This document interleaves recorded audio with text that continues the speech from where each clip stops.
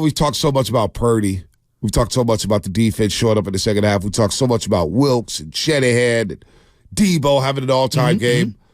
But I feel like, once again, the offensive player of the year, Christian McCaffrey, is getting overlooked. He continues to get overlooked.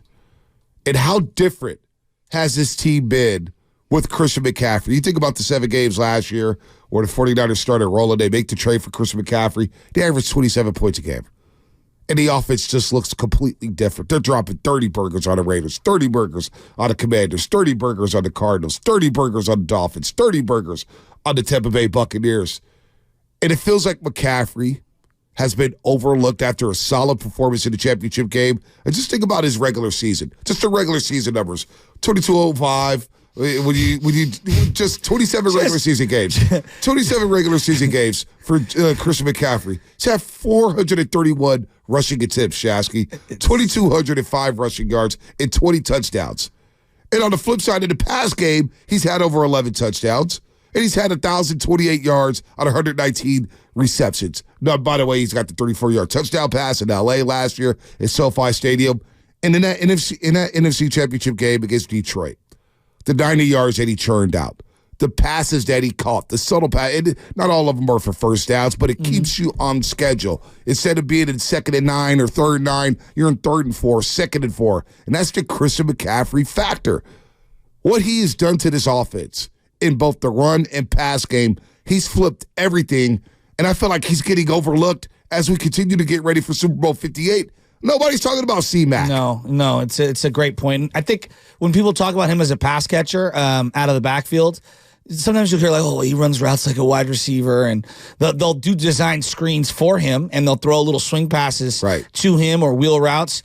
My favorite play, which is the most open, easy play of all time, is it feels like you just go 4 wide or 3 wide, 4 deep patterns, and have him just operate underneath. And he just kind of impromptu finds the 5 or 6 yard little hole. Purdy checks down. It's almost unguardable. I mean, it really is. It's almost an unguardable play. And if you notice, whenever they have a 2-minute drill and they just need to kind of mix it up a little, they'll go to that, and they went to that in that 5-minute drive that you've referenced over and over again. Championship drive. Where they have these different, like, I call them clear out routes, where, yes, maybe they try to attack deep, but like really what all they're trying to do is not take a sack and just dump it down. And it's just such an unguardable play. It's such a team-friendly play. And when I look at the difference between the offense outside of like Purdy versus Jimmy, but the biggest difference, like, how many teams in the history of the game have that weapon? Not many. I mean, he's a special talent. LaDainian Tomlinson, Marshall Faulk, Roger Craig. You think about all the great backs. Saquon Barkley was supposed to be what Christian McCaffrey has been for many, many years, and Saquon's a great talent. But you think about the 90 yards he rushed for, and Detroit was given nothing on first down. Hell, Detroit had the second-best run D in all the NFL. That was overlooked as their pass defense was getting torched and torched and torched. They had given up 89 yards a game on the ground. And McCaffrey ran like a big boy. The championship drive was all CMC. It felt like it was all CMC. Now, it's highlighted by the Brock Purdy scramble. But followed up by the Brock Purdy scramble was the Christian McCaffrey run down to the 2-3 yard line. You know what I'm saying? The subtle underneath routes to set up the Brock Purdy scramble on 3rd and 4. The first down yardage where he gets 7 yards to start that drive. Christian McCaffrey could be the difference maker in this Super Bowl. With the plethora of stars, Travis Kelce, Deebo Samuel, Brandon Aiyuk. It's Christian McCaffrey who may be the difference, and he's been the glue to this offense. I know Purdy's getting all the MVP love, and he deserves it. Purdy, the quarterback, gets all the love. Of course. But Christian McCaffrey, it feels like every time we talk about this offense, C-Mac gets overlooked. Yeah, I think he's the reason. I mean, I know quarterback gets all of the headlines, but he's the biggest difference between this team and the 2019 version, right? Yep. I mean, I think when you look at the reliability of him over, and they had great production of Breida, Coleman, and at the end of the year, Mostert. They did get great production that year.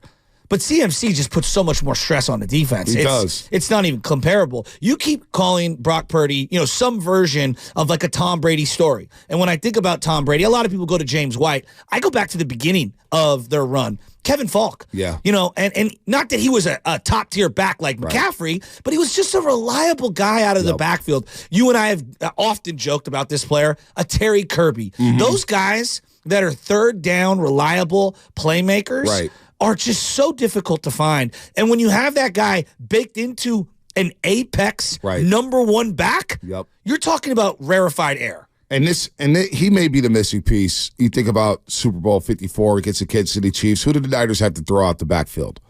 Mostert? I never trusted Mostert's hands. In the pass game, right? Although I know he went to the house the following year on like a 75-yard play in the Arizona Texas game. Route, but and yes, Jeff Wilson Jr. has caught a couple passes. Remember that year against Arizona? Matt Breida, a little bit. Yeah, but that wasn't their strength. But now we see the vision, though, for what Shanahan had for Jerick McKinnon. That's a good point. We see the vision for what he had from McKinnon coming from Minnesota, why they gave him the big money when he was a free agent coming from the Minnesota Vikings, and then he tears his ACL, and you don't have that asset. I think that's the difference between great offenses and good offenses in the NFL. You see Detroit with Jahmyr Gibbs. You see Kansas City, who had Jerick McKinnon, but Pacheco could catch. Who's a guy from LSU? Clyde Edwards-Helaire. He can catch the ball out of the backfield. He's coming on. James Cook in Buffalo. You think about the Bengals, and they've got some guys. Joe Mixon can catch the ball out of the backfield. That is the difference between being a good offense and a great offense. It's what made Tony Pollard so valuable alongside Zeke Elliott with the Dallas Cowboys. It's what made Philadelphia so dangerous last year when they had Miles Sanders and Gainwell. They could dump the ball out of the backfield. That could be the difference in the Super Bowl. And everybody knows Christian McCaffrey's a stud. The Kansas City Chiefs are not overlooking number 23. No. But in all the storylines so far, I've yet to hear, because I don't pay attention to the national stuff right now. I don't pay attention to predictions. I glance at some of it. I just, I'll read some articles here and there, but as far as talking heads, I'm checked out of that. But I'll read stuff and little schematic stuff and X's and O's on how some guys may be utilized in the Super Bowl. But that is, I think, in all the storylines that we're going to hear next week, I wonder where Christian McCaffrey is going to contrast between the two. Where is he going to fall? I don't think it's going to be one of the top ones. I think, obviously, quarterback, Mahomes and Purdy, they're just the contrast between the two, right? Right. Mahomes, they traded up for. Now we're hearing stories that they were, advanced scouting him well before they decided to move up and make a move for him. The whole Purdy story is Disney-esque. I think the coaches are larger than life figures, even though they don't give you a whole lot in front of a microphone. Like Andy Reid, I saw, this is off to a quick aside, I saw an argument that had the rule changes come 10 years prior, Andy Reid would have been Belichick, and Belichick would have been something else. And now, I don't know if I believe that necessarily, but what they were saying is that... Because of the bump and run and stuff like that? Or excuse me? Because of the bump and run and the physicality? Yeah, just how offense is now more of a premium than it was 15 years ago, and it was a defensive era a little more, and now Andy's always kind of been ahead of the curve in terms of offenses. Again, I think that's discrediting the genius of Belichick, but I get the point of view that they're coming from. It's also discrediting Jim Johnson, who was a longtime D coordinator with Philadelphia. They had great defenses. Philadelphia, the problem wasn't defense. It was they didn't have wide receivers. James Thrash didn't do it for you? Yeah, Tom Higston. Come on, man. You were going to go there. I mean, but the point is, I think that the coaches are, they're going to get a big headline, and then obviously you got the Kittle Kelsey factor, right? Kelsey and Taylor Swift on one side. George Kittle's just kind of a. He's like a WWE character. I mean, he's Hunter Pence's favorite player. He's everybody's favorite player. Most kids love George Kittle as one of their favorite players. I think there's going to be a Trent Williams angle. This is a guy who's one of the great offensive linemen of all time. I saw a highlight package that I had to retweet yesterday of Trent Williams, and it's like, linemen don't get highlight packages. I was thinking about Jason Kelsey and how much love he got last year leading up to the Super Bowl. No, because he was playing his brother, but also because it was, hey, this is an offensive lineman who we haven't really given his flowers, and he might be at the end of his run. Let's give him the appropriate love. So I think Trent Williams is going to get a lot of love. I think a guy like Fred Warner is going to get a lot of love, and Nick Bosa. So to your point on Christian McCaffrey, I do think he's going to fly under the radar next week. Which is insane because, again, he is the offensive player of the year in the NFL. Totally agree. And nobody's talking about it. He has been, look, Brock Purdy has made this offense go to another level, no doubt about it. But it goes hand in hand to me. It's Shanahan, Purdy, McCaffrey. What would the Niners look like without Christian McCaffrey over the last 27 games? I don't think they'd be as prolific. Yeah, exactly. Just to answer your quick question. Yeah, exactly. Like, I don't think so. And I think that's been overlooked here. And in the playoffs, you think about his run in the playoffs. Again, we talk about Brock Purdy, the final drive. Christian McCaffrey had his hands all over it. He had his hands all over it, Shasky. That Green Bay Packers game, he had his hands all over it. And he's just steady. And in a way like Steph, and I know some people are saying, well, we went to the Super Bowl without CMC. Well, that team was led by the defense. We know that. And that was a run-first team. They have Christian McCaffrey in that Super Bowl. They beat the Kansas City Chiefs, no doubt about it. You cannot deny, you cannot discredit what Christian McCaffrey's done with this football team and this offense. I'm telling you guys. Do you think they go? Mostert was the lead back at the beginning of the Super Bowl, where they went till the 12 or 13 minute. I'm just going off the top of my head. 12 or 13 minute mark in the second quarter till he got a touch, right? Exactly. You think they go that long, not giving CMC the ball? Exactly. He's touching the ball 5 times a quarter at least. And then on that final drive, I wanted to run it. Even if you're not running it per se to CMC, you're utilizing him in another way, some way, especially with the heated up rush that they had at that time. And it's got the Steph-like factor, too. I'm hearing a lot of Purdy comps with Stephen Curry. And, we've obviously taken some calls there. To me, the Stephen Curry in this offense is Christian McCaffrey, because without him on the football field alongside Deebo Samuel, the gravity they create for others, the spacing that they create for others. I keep going back to that play that at SoFi Stadium where we were all hyped up about Christian McCaffrey. They lose to the Chiefs, but we saw the vision, right? We saw, boy, if Christian McCaffrey could learn this offense, it's going to be dynamic.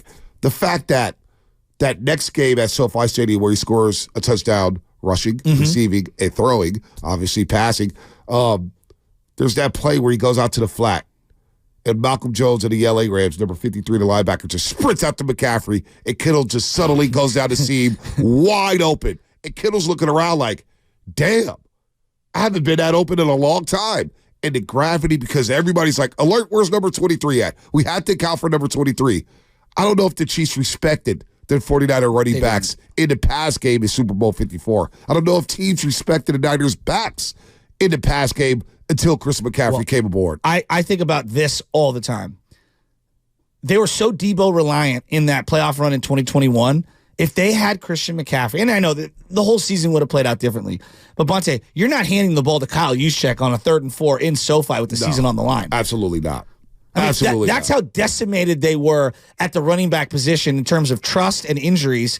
It was bad. Remember that? Yep. Oh, I remember like it was yesterday. To me, like, I know we want to go back to the Super Bowl, which is obviously the easy comp because it's the Niners versus the Chiefs again. But I think about some of their shortcomings in the 2021 Super Bowl run for the Rams. Right. And I think about that game, that NFC Championship game, over and over and over again. And it's like they needed one more playmaker, whether that be the quarterback, whether that be the running back, somebody else to try to alleviate that pressure. And part of why they dialed it up, and obviously Aaron Donald destroyed them as well. Like they felt so congested, didn't they? They did. They were congested. They didn't have enough playmakers. They had Aiyuk, and you had issues with the quarterback getting the ball to Brandon Aiyuk. And that quarterback was Jimmy Garoppolo. Deebo Samuel was limping. I mean, he was banged up. By the time that NFC Championship game was over, I know my guy needed a hot tub, needed massages, probably needed just 2 weeks off his feet because of the things he was doing with the 49ers offense. Without those playmakers, George Kittle, you couldn't get the ball to him. Jimmy Garoppolo missed him on the 3rd play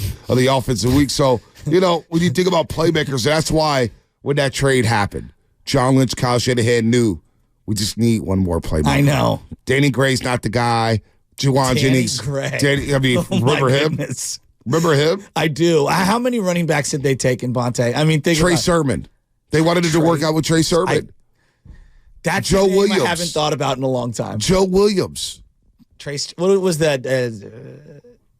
What's the TDP? What's his name? Oh, Ty Davis Price. Ty Davis Price. Thank you. Yeah, is he on the practice squad still? I don't even know. He played more fullback snaps than he did running back snaps last year. So CMC, has helped out Deebo. He's helped out this entire offense. It's just so far, and I haven't watched much ESPN in terms of like Super Bowl coverage.